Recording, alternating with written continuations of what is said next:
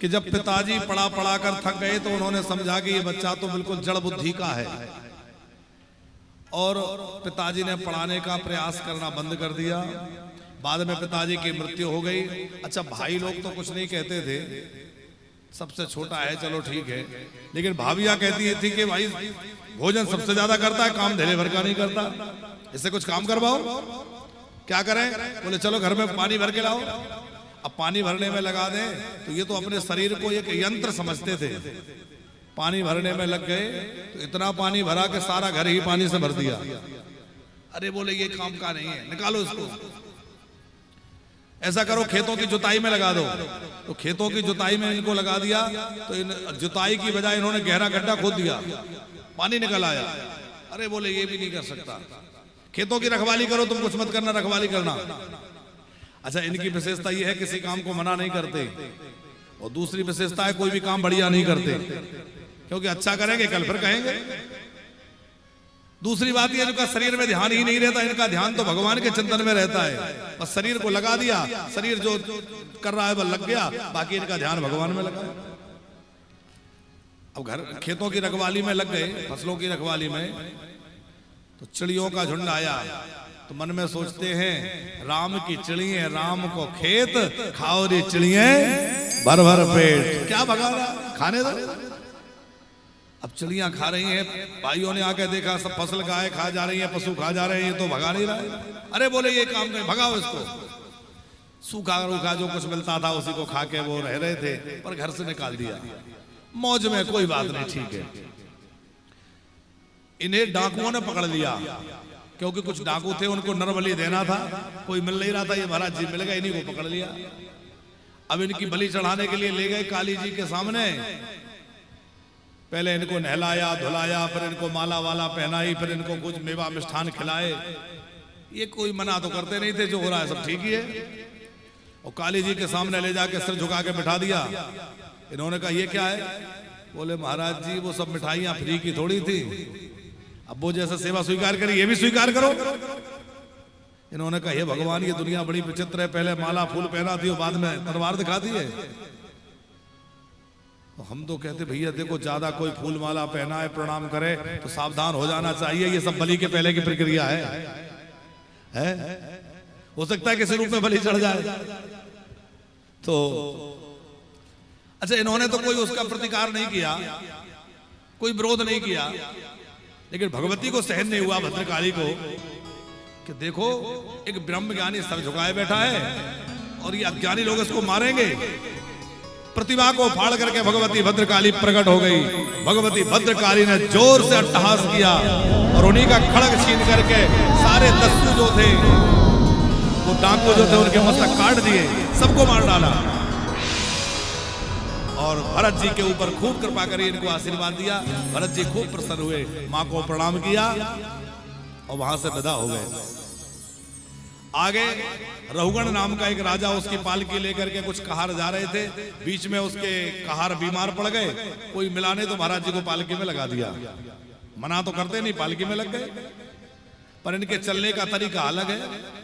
वो दूसरे कहार तो तेज तेज चलते हैं, ये धीमे धीमे चल रहे हैं। उसमें भी बड़ा ध्यान रख के चलते हैं कि कोई चींटी कोई जीव जंतु पैर से न दब जाए, और कुछ दिख जाए तो थोड़ा छलांग लगाते हैं। अब पालकी ढोने वाला छलांग लगाएगा तो ऊपर बैठने वाले की क्या हालत होगी? राजा का सर टकराया। राजा ने कहा मर मर के चल रहा हूं, सिर फोड़ रहा हूं, ठीक से नहीं चल सकते? बोले महाराज हमारी गलती नहीं है, वो ये जो नया वाला है ये गड़बड़ कर रहा है। राजा ने कहा समझाओ इसको मैं कौन हूं, मेरा प्रभाव नहीं जानता क्या? सबने कहा देखो महाराज बड़े क्रोधी हैं, ठीक से चलो नहीं तुम्हें दंड देंगे, हमारे जैसे चलो जैसे हम लोग चलते हैं। मगर ये तो अपनी मस्ती में चल रहे थे। फिर कोई चींटी कुछ दिख गया, फिर छलांग लगाई, फिर राजा का सर टकराया। अब तो राजा आग बबूला हो गया, मुझे जानता नहीं है, मैं ऐसा दंड दूंगा जैसे यमराज पापियों को दंड देते हैं, मैं बहुत पिटाई करूंगा। फिर राजा ने देखा कि क्या दुबला पतला है, और जैसे झुक के देखा तो शरीर तो अच्छा मोटा ताजा था। राजा ने व्यंग किया, अच्छा तो बहुत थक गया होगा, बहुत देर से लगाए, ये तो बेचारे अभी अभी आए, तो बहुत समय से लगाए, और फिर दुबला पतला भी तो है। पहले तो ये सुनते रहे, फिर सोचा कि यदि ये राजा इसी तरह मेरा अपमान करता रहेगा तो मेरा तो कुछ बिगड़ने वाला नहीं है, पर ये राजा नरक में जाएगा। और नरक में गया तो सत्संग कलंकित होगा कि ये राजा सत्संग में जाता था फिर भी नरक में चला गया। तो आज बोले, वो क्यों बोले त्रिपाठी जी? इसलिए भी बोले कि चाहे जैसे हो जाने अनजाने इस राजा का भार मेरे कंधों पर है, और साधु संत जिसका भार अपने कंधे पे उठा लेते हैं उसका बेड़ा पार करके छोड़ते हैं। अब इसका भार मेरे कंधों पे है, इसको पार लगाना मेरा काम है। तो बोले, तो क्या बोले कि त्वयोदितं व्यक्तमत प्रलब्धम भक्तुर समेस्याद्यदवीर भारा गंतुर यदि स्याधिगम्य मद्वा पीबेति रासौ न विदाम प्रवादा त्वयोदितं व्यक्तमत प्रलब्धम।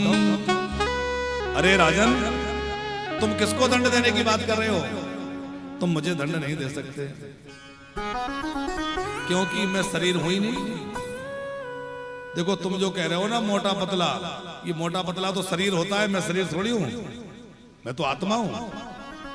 तुम कह रहे हो बहुत समय से लगे हो, थक गए होगे। सच्ची बात है, मैं थक गया हूं, क्योंकि जाने कितने जन्मों की यात्रा करके आया हूं। अब तो लगता है कि और यात्रा नहीं, बस ये जन्म आखिरी हो जाए, अब तो भगवान की प्राप्ति करना है। ऐसी जब ब्रह्म ज्ञान की बातें करी तो राजा घबरा गया। ये तो कोई ब्रह्म ज्ञानी है, मैं तो सोच रहा था कोई पागल बाबा है। ये कोई पागल वागल नहीं है, ये तो कोई ब्रह्म ज्ञानी है। और रहुगण ने नीचे झुक कर देखा तो उनके कंधे पे जनेऊ था। जनेऊ देख के समझ गए ये तो कोई ब्राह्मण है। रहुगण नीचे कूद पड़े, पैर पकड़ लिए। महाराज आप कौन है? मैंने आपको पहचाना नहीं। कस्तुम निगूढ़श्चरसिद्वजाना व्यवहारसि सूत्रम कतमोऽवधूतो कस्यासि कुत्रस्यापि कस्मात् क्षेमायनश्चेदसिनोद शुक्ला।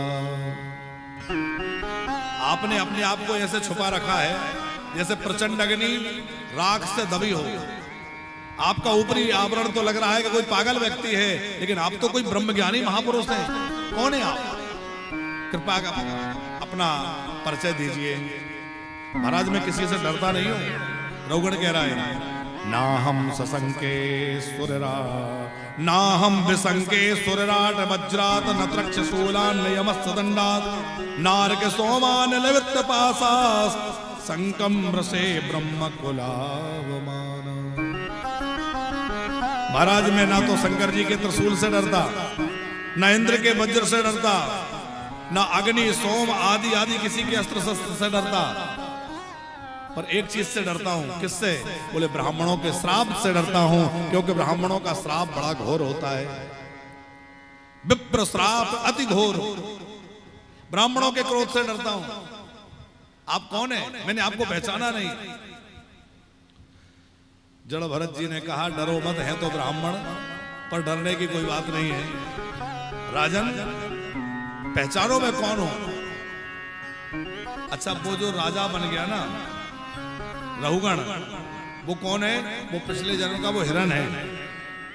वो हिरण राजा का चिंतन करते करते मरा था, तो वो राजा के यहां जन्म लेकर के राजा बना।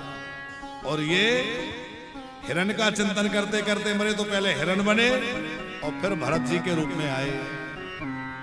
दोनों का पुनः यहां मिलन हुआ है। फिर जड़ भरत जी ने रहुगण को उपदेश दिया है, राजन देखो ये शरीर जो है, इसमें जो कुछ भी घटना बढ़ना जन्मना मरना सुख दुख होता है, इसका मन से लेना देना है, आत्मा से इसका कोई लेना देना नहीं है। अच्छा आप कभी विचार करिए, मुक्ति शरीर की है, मन की है कि आत्मा की है? यदि कोई कहे कि आत्मा की मुक्ति है तो आत्मा तो बंधी नहीं है, आत्मा तो नित्य मुक्त है। कोई कहे शरीर की मुक्ति है तो शरीर की मुक्ति संभव नहीं है, ये तो जड़ है, जल जाएगा, नष्ट हो जाएगा। तो किसकी मुक्ति है? बोले मुक्ति है मन की, क्योंकि बंधन भी मन का है, तो जो बंधा है वही तो छूटेगा। मन ही बंधा है और मन ही मुक्त होता है। रहुगण ने कहा महाराज आप कह रहे हैं शरीर को जो कुछ सुख दुख होता है उसका मन पर प्रभाव पड़ता है, पर आत्मा से कोई उसका लेना देना नहीं है। ये बात मेरी समझ में नहीं आई। फिर रहुगण ने एक उदाहरण दिया, बोले जैसे कोई व्यक्ति चूल्हा जलाए, उस पे अग्नि का ऊपर पात्र रखे, उसमें पानी डाले, उसमें चावल डाले, तो जब चूल्हा जलेगा पहले बर्तन गर्म होगा, फिर पानी गर्म होगा, फिर चावल भी तो पकेगा। तो इसी प्रकार जब शरीर को कष्ट होगा तो मन को होगा, बुद्धि को होगा, फिर आत्मा को भी तो होना चाहिए। रहुगण से ये बात सुनकर के भरत जी बोले राजन तुम बातें तो करते हो ज्ञानियों जैसी, पर हो बड़े मूर्ख। अरे ये बताओ तुम जिन चीजों का उदाहरण दे रहे हो इनको देखा जा सकता है, छुआ जा सकता है, पर क्या आत्मा को कोई देख सकता है? आत्मा को कोई छू सकता है? ना अग्नि आत्मा को जला सकती है, ना वायु सुखा सकती है, ना कोई अस्त्र शस्त्र उसको काट सकता है। आत्मा सर्वथा निर्लेप है। शरीर को होने वाला कोई भी धर्म आत्मा पर प्रभाव नहीं डालता। सुख दुख मन तक प्रभाव डाल सकता है, मन का धर्म है, लेकिन आत्मा का इससे कोई लेना देना नहीं है। फिर भवाडवी का वर्णन करके सुनाया है राजन, ये सारा संसार ही एक जंगल मान लो। हम सब सौदागर हैं, व्यापारी। क्या करने आए हैं? बोले यहाँ अपने पुण्यों की पूंजी लेकर व्यापार करने आए हैं, पर कुछ डाकू मिल जाते हैं जो हमारे पुण्यों की पूंजी को हमसे छीन लेते हैं। वो डाकू कौन है? काम क्रोध लोभ मद मोह अहंकार, यही वो डाकू हैं। यहाँ बसत बहु चोरा है।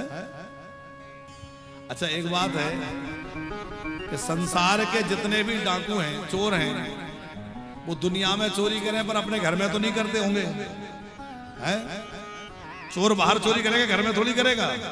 लेकिन हमारे अंदर जो चोर रहते हैं वो ऐसे हैं कि जहां रहते हैं वहीं चोरी करते हैं। हमारे अंदर ही रहते हैं और हमारे ही अंदर से हमारे धर्म को, हमारे कर्म को चुराते हैं और हमारे जीवन को नष्ट कर देते हैं।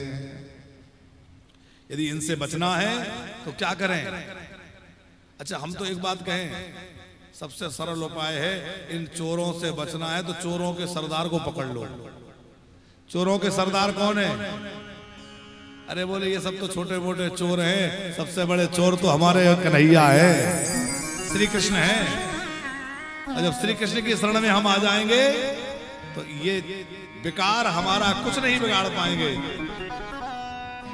काम क्रोध मोह लोभ मद मोह अहंकार सब छोड़ देंगे। कब? जब हम भगवान की शरण ग्रहण कर लेंगे।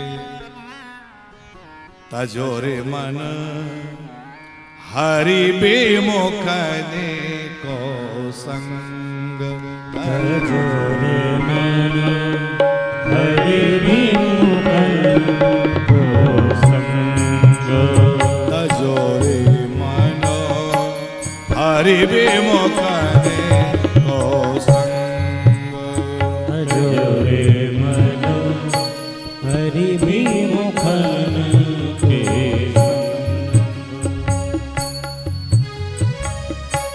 जाके संगो कुमति मातियो पूजे, जाके संग कुमति मातियो पूजे, परत भजनो में भंग,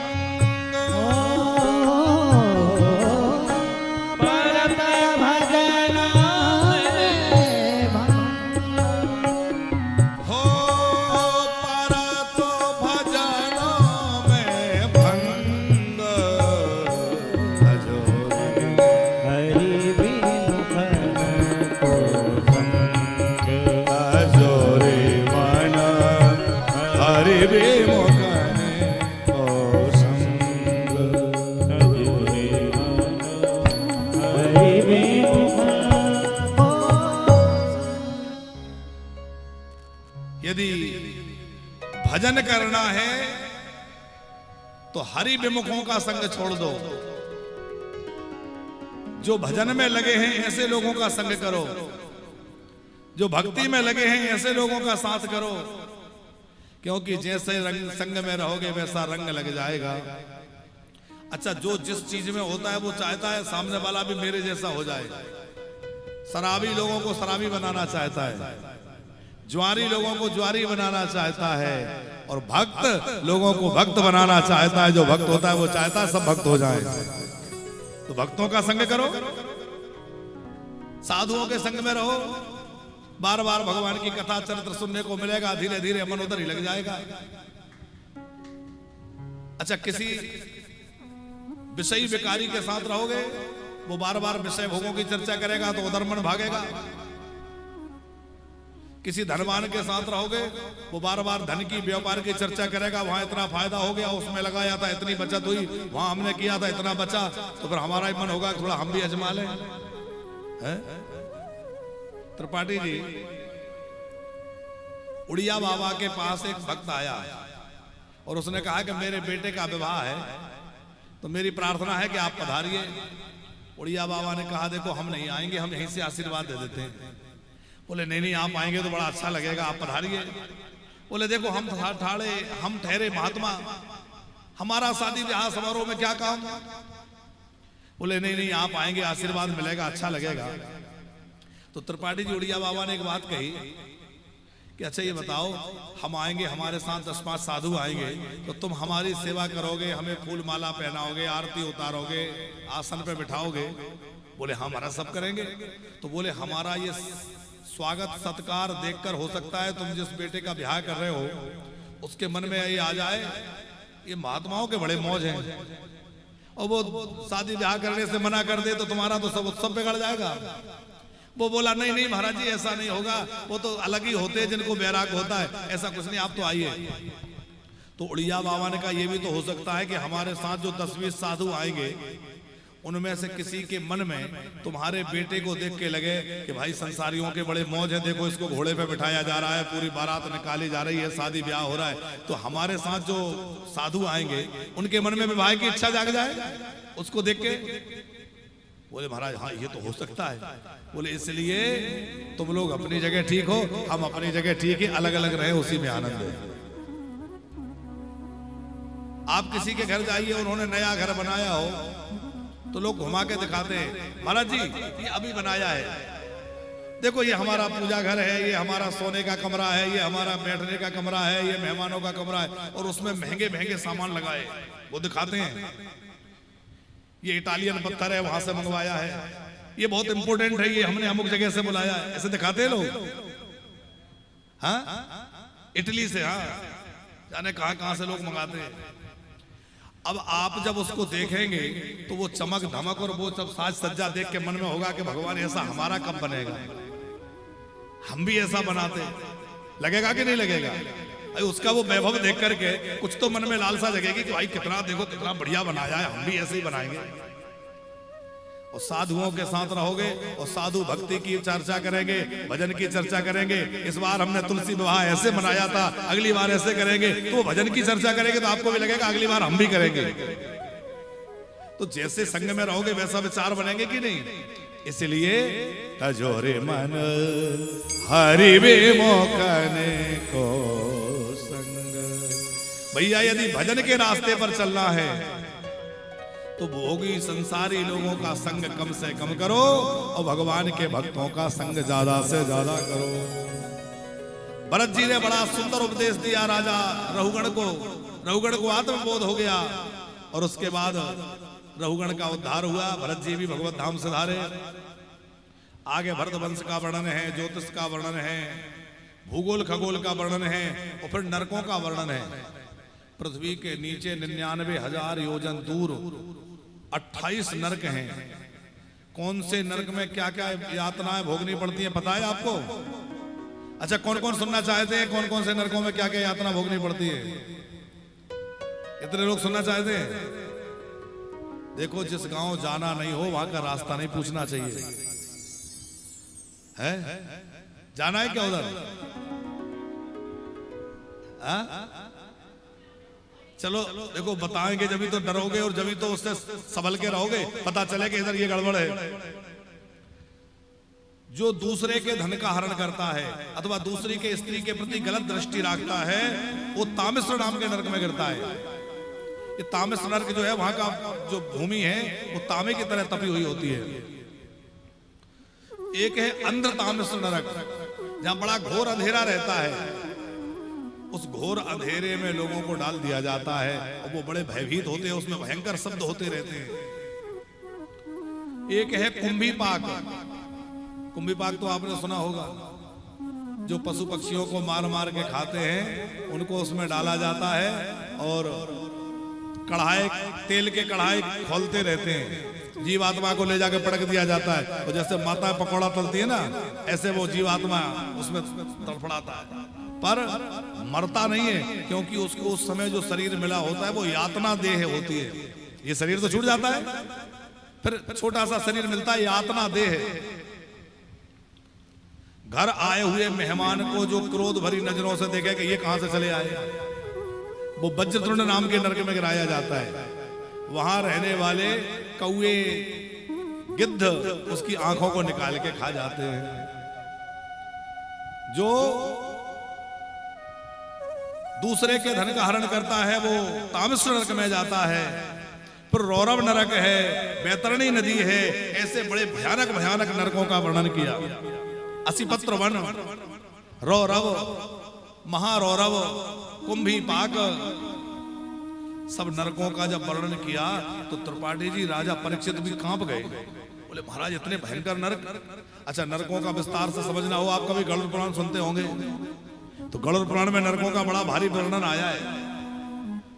कैसे कैसे जीवात्मा को घसीट के ले जाया जाता है और तपती हुई बालू में चलाया जाता है, उसको बिना पानी के तड़पाया जाता है, आरियों से काटा जाता है, भयंकर यातनाएं दी जाती हैं। जब ये बातें सब परीक्षित ने सुनी तो कांप गए। महाराज किसी से पाप हो गए, जाने अनजाने गलती से पाप बन गए, अब नरकों में तो जाना नहीं चाहता, तो क्या करे। अच्छा गुरुजी ये बताओ, ये नरक भगवान ने बनाए क्यों? सुखदेव जी बोले राजन, ये तो जीवात्मा की सफाई के लिए है। बोले सफाई? बोले देखो भगवान ने हमें संसार में भेजा तो बढ़िया सुंदर शरीर, सुंदर काया देके भेजा कि नहीं? हमने यहां आकर के इस पे दाग पर दाग लगाते गए, हजारों पाप कर लिए। अच्छा, कपड़े पे दाग लगते जाए और घर में धोने की फुर्सत ना हो तो क्या करना पड़ता है? धुलने के लिए भेजना पड़ेगा, धोबी घाट, और फिर वहां तो उसकी अच्छे से मरम्मत होगी कि नहीं? तो ये समझ लो, ये जो नरक है ये पापियों के धोबी घाट हैं। जीवन भर पाप करते रहे पर पापों का ना कभी प्रायश्चित किया, ना पश्चाताप किया। उनको वहां ले जाके बढ़िया सफाई करी जाती है, बढ़िया धुलाई करी जाती है। नरकों में उनके पापों की धुलाई हो जाती है, और जब पूरे पाप समाप्त हो जाते हैं फिर भेज दिया जाता है। सुखदेव जी ने जब ये कहा तो परीक्षित जी ने कहा भाई नरक ये तो बहुत धोने का तरीका ठीक नहीं है, इससे बचने का क्या उपाय है? अरे बोले धोबी घाट नहीं भेजना है तो घर में ही धोके डाल दो। तो ऐसा क्या तरीका है जिसमें सारे पाप नष्ट हो जाएं?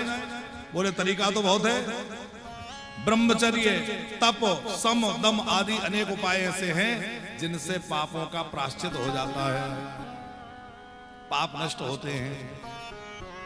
पर सबसे बढ़िया है भगवान का नाम। परीक्षित ने कहा कोई ऐसा साबुन बता दो जिससे सारे पाप धुल जाएं। बोले भगवान का नाम ऐसा साबुन है कि इससे धुलाई करोगे तो दाग ढूंढते रह जाओगे। वो ऐड आता है ना, दाग ढूंढते रह जाओगे। ऐसे ही भगवान नाम भी ऐसा है कि इससे यदि जीवात्मा की धुलाई हो जाए तो फिर कोई पाप नहीं रह जाएगा। भगवान के नाम में बड़ी शक्ति है। कोई विवश होकर के अथवा अनायास किसी प्रकार भी भगवान का नाम ले लेता है, वो भी पापों से मुक्त हो जाता है।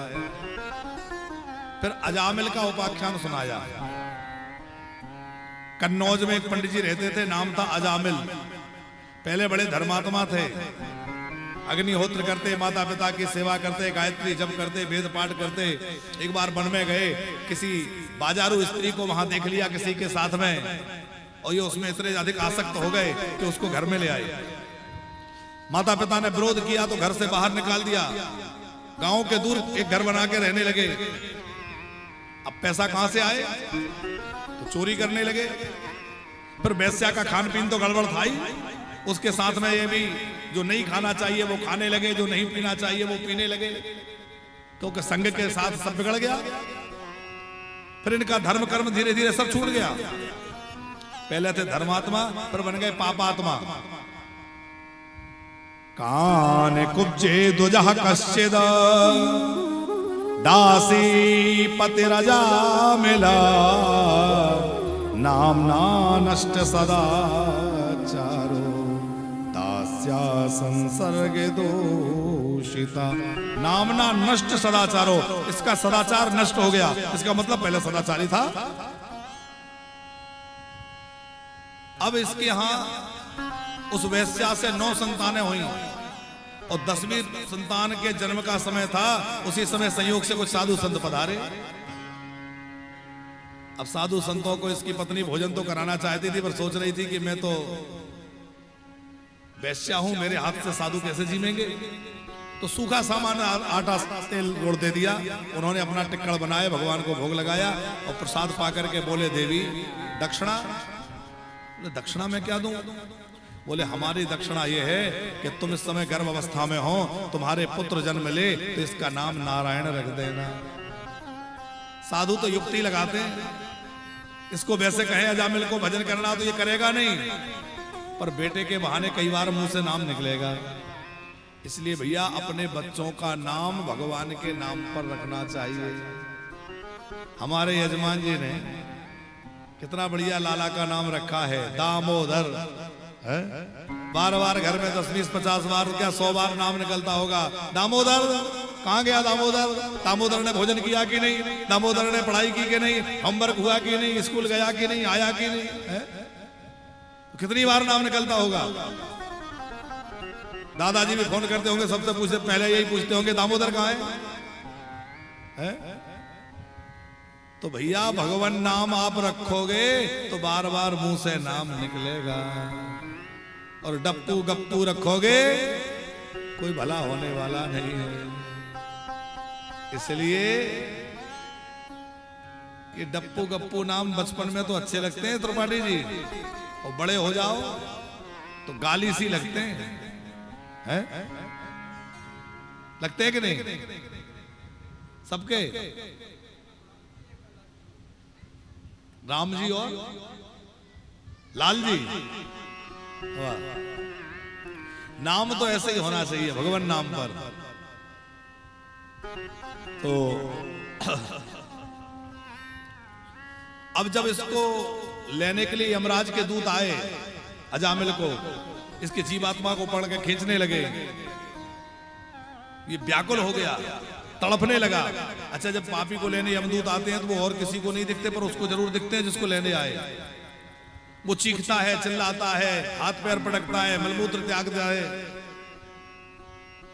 वो चिल्लाया अपने बेटे को, नारायण बेटा नारायण, पुत्र नारायण। अब भगवान ने तो, उसने, बेटे ने तो नहीं सुना, पर भगवान ने सुन लिया। और ये नाम की महिमा नहीं है, बल्कि नामाभास है। प्रेम से नाम नहीं लिया उसने, बेटे का नाम लिया था। और बेटे का नाम लिया तो भगवान के पार्षद आ गए। और यदि भगवान का नाम लिया होता तो पार्षद नहीं आए होते, साक्षात भगवान नारायण पधार गए होते, भगवान आए होते। भगवान के दूतों ने आकर तुरंत जो है यमराज के दूतों को फटकार लगाई, छोड़ो इसको, नहीं ले जा सकते। बोले क्यों, ये तो पापी है। बोले पापी है नहीं, पापी था, पर जैसे ही इसकी जिह्वा से भगवान नाम निकला, इसके सारे पाप जल के भस्म हो गए। जैसे कपास का खूब बड़ा पहाड़ जैसा हो, अग्नि की एक चिंगारी डाल दो तो क्या होगा, जल के स्वाहा हो जाएगी।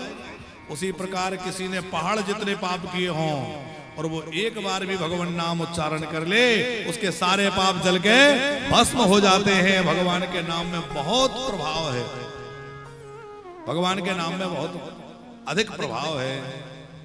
सोमारी पावन सोत पावन नामो, सोमारी पावन सोत पावन नामो, अपने बसो करी राखे रामो, अपने बस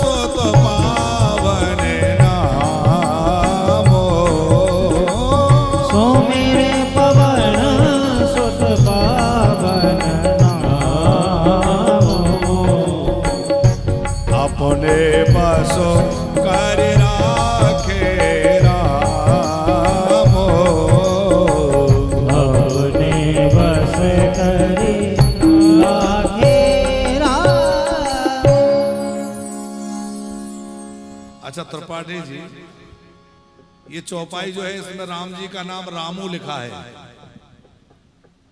एक संत से एक सज्जन बोले कि क्यों जी, तुलसीदास जी ने भी गजब कर दिया, राम जी का नाम रामू क्यों लिखा? अरे लिख देते सुमरि पवन सुत पावन नामा, अपने बस कर राखे रामा। तो चौपाई तो पूरी हो रही थी, छंद भी पूरा हो रहा था, माने मात्रा कम नहीं हो रही थी, तो रामा लिख देते तो भी पूरी हो रही थी, फिर रामू क्यों लिखा? अब संत तो संत उन्होंने बड़ा अच्छा उत्तर दिया। बोले गोस्वामी जी दिखाना चाहते हैं कि नाम जापक के लिए भगवान कैसे उसके बस में हो जाते हैं। कैसे? बोले जैसे घर का नौकर, घर में जो सेवादार होते हैं प्राय उनके ऐसे नाम होते हैं, रामू श्यामू ऐसे होते हैं ना। भले ही नौकर का नाम रामचंद्र दा हो, पर उतना लंबा थोड़ी कोई लेता है। क्या कहते हैं? अरे रामू, रामू दौड़ के आ जाता है, जी मालिक। श्यामो, जी मालिक, आ जाता है कि नहीं? तो उसी प्रकार गोस्वामी जी ने यह एक भाव दिया है, इसलिए रामू लिखा है कि जैसे घर का नौकर आवाज लगाते ही दौड़ के आ जाता है, उसी प्रकार जो भगवान का नाम लेता है उसके लिए भगवान दौड़े चले आते हैं कि बताओ क्या बात है, मैं आ गया हूं, बताओ क्या कहना है। भाव को भाव आना ख्याल सहो, नाम जपत मंगल दिशि दसा हो, नाम जपत मंगल दिशि दसा हो। नाम लेने से दसों दिशाओं में आना। इसने भले ही बच्चे के नाम बहाने बेटे के लिए नाम लिया, जैसे गंगा जल को कोई प्रेम से पिए वो भी लाभ मिलता है, वो अनजाने में पिए तो भी लाभ मिलता है। अग्नि को जानबूझकर छुओ तो भी जलोगे, और अनजाने में छुओ तो भी जलोगे। जहर को जानबूझकर पियो तो भी मरोगे, और अनजाने में जहर खा जाओ तो भी मरेंगे। उसी प्रकार भगवान का नाम चाहे जानबूझ कर लो या अनजाने में निकल जाए, कैसे भी भगवान का नाम मुख से निकलेगा कल्याण हो जाएगा भैया। इसलिए किसी भी बहाने भगवान का नाम मुख से निकलता रहे, यह प्रयास करिए।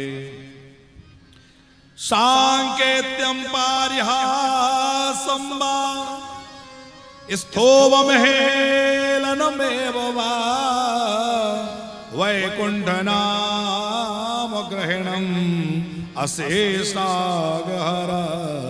वेदो।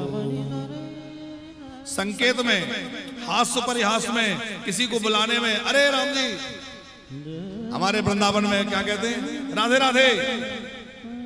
तो अब किसी बहाने निकल रहा है, पर राधा जी का नाम तो निकल रहा है। किसी को रास्ते से हटाना है, राधे राधे, आवाज लगाना है तो अरे भैया राधे राधे। तो बुलाने में, टेरने में, अच्छा चोट लगने पर, गिरने पर, आहत होने पर, पतिता स्खलित हो भगना संदष्ट तप तो आहत हरि नित्य बसे ना हम पुमान नारहतियात ना। गिरते समय, फिसलते समय, चोट लगते समय कैसे भी भगवान का नाम मुंह से निकल जाए, कल्याण हो जाता है। यमराज के दूतों ने बार बार भगवान के पार्षदों से कहा देखो ये पापी हम लेने आए। भगवान के पार्षद बोले पापी अब नहीं रहा, ये पापी पहले था, अब ये शुद्ध हो गया क्योंकि इसने भगवान नाम लिया है। और भगवान के दूतों ने यमदूतों को डांट फटकार के वहां से भगा दिया, और यमदूत जो है वो अपने धर्मराज के पास गए, जाके शिकायत करी। धर्मराज ने कहा देखो तुम लोग पूछते थे ना आंख बंद करके किसका भजन करते हो, मैं यही नाम प्रेम से लिया करता हूं। क्या नाम था उसके बेटे का? बोले नारायण। अरे बोले यही नाम तो मैं जपता हूं। देखो भगवान का कोई भी नाम, राम नाम, कृष्ण नाम, वासुदेव नाम, दामोदर नाम, ऋषिकेश, गोविंद, सब नामों की एक से बढ़ के एक की महिमा है। कोई नाम ना कम है ना ज्यादा है। हम कौन सा नाम जपें?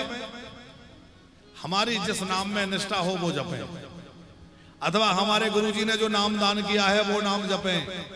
हमारे घर परिवार में जो नाम जपते आए हैं लोग वो नाम जपें। सबसे श्रेष्ठ है गुरुजी ने दिया हुआ वो नाम जपें। गुरुजी नाम दान करते हैं, या फिर हमारी रुचि जिस नाम में हो तो नाम जपना चाहिए। कल हमारी माता जी पूछ रही थी कि क्या अपनी उम्र से छोटे उम्र के व्यक्ति को गुरुजी बना सकते हैं? अच्छा ये बताओ, सुखदेव जी की उम्र ज्यादा है कि परीक्षित जी की उम्र ज्यादा है? परीक्षित जी की ज्यादा है, सुखदेव जी छोटे हैं। जो कथा सुनाने वाले सूत जी हैं वो उनकी उम्र कम है, और शौनक आदि महात्मा जो कथा सुन रहे हैं उन सबकी आयु बड़ी है। सुखदेव जी वो सूत जी की आयु सबसे कम है।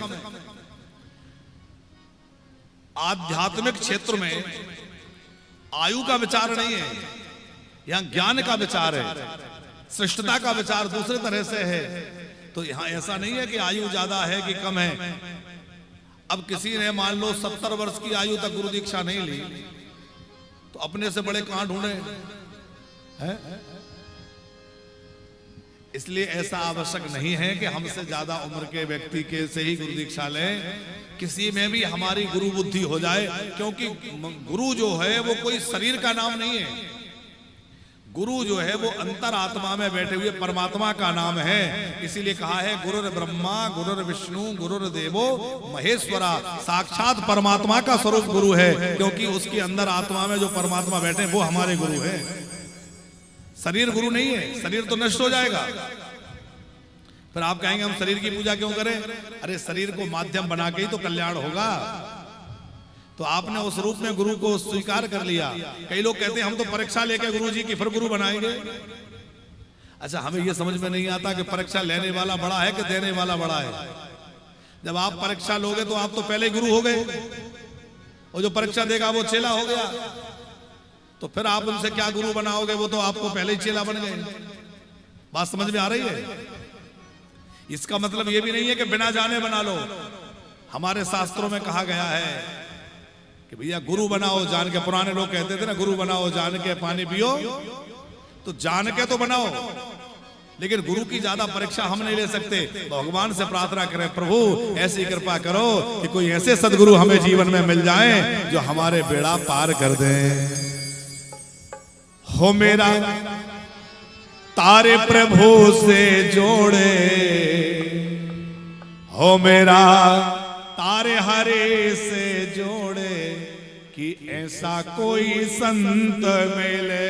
मेरा तारे प्रभु से जोड़े, तो ऐसा कोई संत मिले। ओ मेरा तारे हरे से जोड़े, कि ऐसा कोई संत मिले।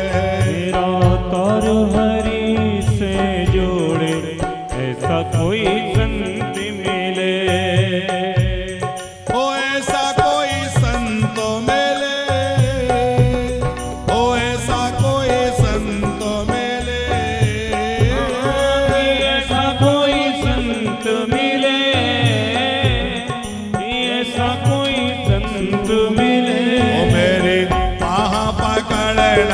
छोड़े ऐसा कोई संत मिले।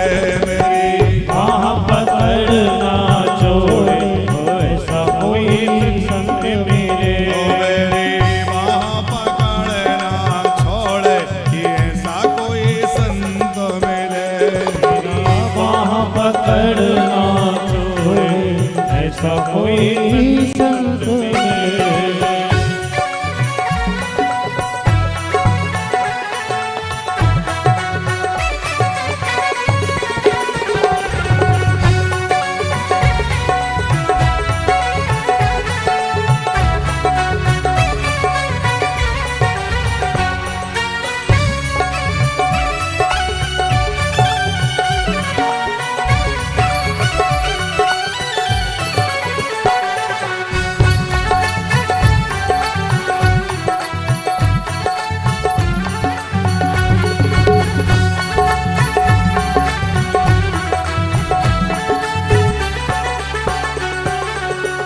भटकत पतो नहीं मिलता, मन मेरा रोके नहीं रुकता।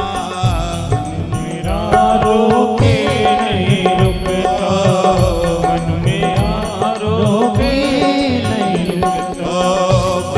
तो भटका तो पतो नहीं मिलता, मन मेरा रोके नहीं रुकता, मन मेरा रोके नहीं रुकता, मन मेरा रोके नहीं रुकता। मेरे मन के रोके रोड़े, ओ मेरे मन के रोके रोड़े, ऐसा कोई संत मिले तार हरि से जोड़े, ऐसा कोई संत मिले। ओ मेरी बाह पकड़ना छोड़े, ऐसा कोई संत मिले। मेरा बाह पकड़ना छोड़े, ऐसा कोई गुरु मिले।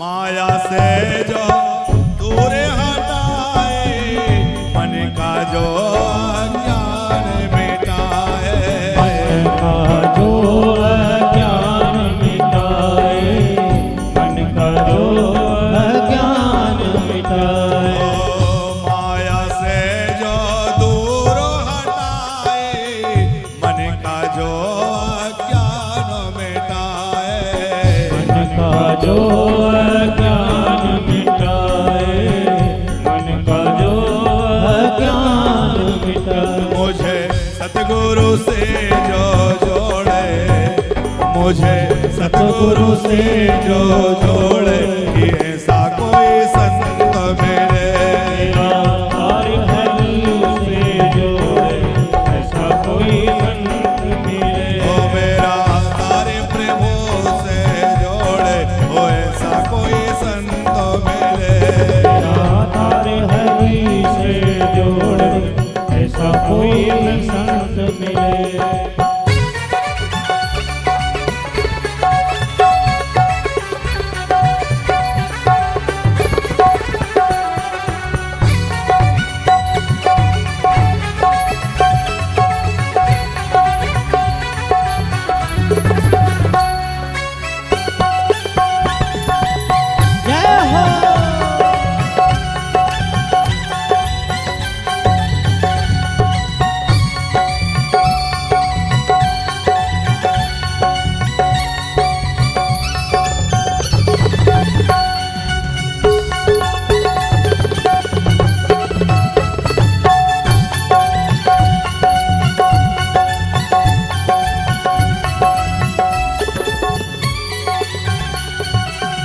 कोई ऐसा संत मिला दे, भव तारण की राह बता दे, अवतारण की राह बता दे, अवतारण की राह बता दे। ओ कोई ऐसा संत बता दे, भव तारण की राह बता दे, अवतारण की राह बता दे, अवतारण की राह बता दे। मेरी बाह पकड़ना छोड़े, ओ मेरी बाह पकड़ना छोड़े, कि ऐसा कोई संत मिले। मेरा तार प्रभु से जोड़े, ऐसा कोई संत मिले। ओ मेरा तारे हरि से जोड़े, कि ऐसा कोई संत मिले। तार हरि से जोड़े, ऐसा कोई संत मिले। ओ मेरा तारे प्रभु से जोड़े, कि ऐसा कोई संत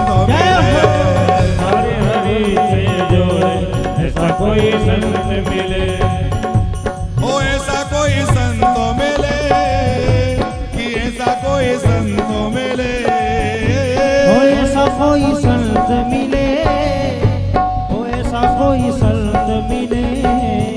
मेरा तारे हरि से जोड़े, मेरा तारे प्रभु से जोड़े, ये ऐसा कोई संत मिले। तारे हरि से जोड़े, ऐसा कोई संत मिले। तारे हरि से जोड़े, ऐसा कोई संत मिले। ऐसा कोई संत मिले, ऐसा कोई संत मिले, ऐसा कोई संत